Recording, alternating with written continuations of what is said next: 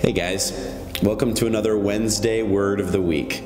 Now, last week we talked out of the book of James about what it's like to be a jealous person, what it's like to be envious of someone else that seems to have it all, who seems to have everything that you want.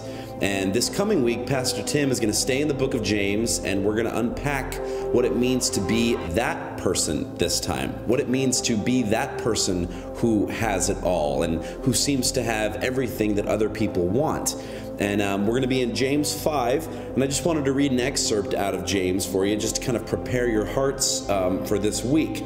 And he's talking to rich oppressors, and these are the people in Jerusalem that had an excessive wealth of a lot of possessions.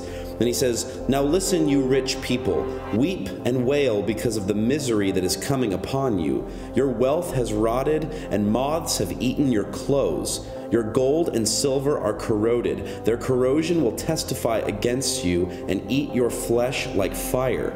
You have hoarded wealth in the last days. Look, the wages you failed to pay the workmen who mowed your fields are crying out against you. The cries of the harvesters have reached the ears of the Lord Almighty. You have lived on earth in luxury and self-indulgence. You have fattened yourselves in the day of slaughter. You have condemned and murdered innocent men who were not opposing you." Now, this is some very vivid imagery that James gives us, and some of these things don't apply to most of us. These guys were not just rich and had an excess of wealth, but they were also oppressing those below them. They were murdering those below them.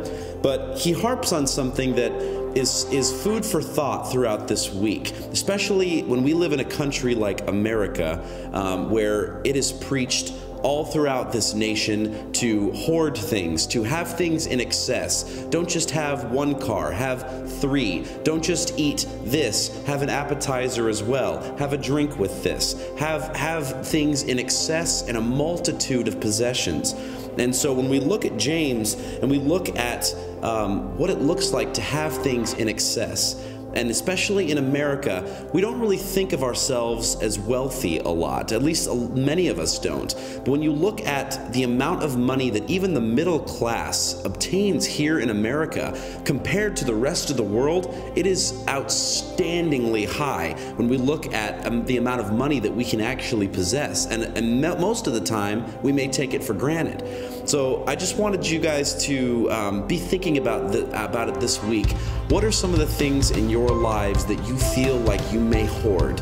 What are some of the things that you may take for granted that you have in excess? And is there anything in your life that you could afford to give away instead of keeping for yourselves? I know in my life personally, I have so many clothes that I don't wear on a daily basis, on a weekly basis. Throughout my life, they just kind of lay in my closet, and whether they're dirty or clean, I don't really ever wear them. I could give them to Goodwill. I could give them to friends who may need them. I could give them to the poor. I could give them away in so many different ways, and yet I choose to hoard them and keep them for myself for no reason. And that's just a small example of things that I take for granted.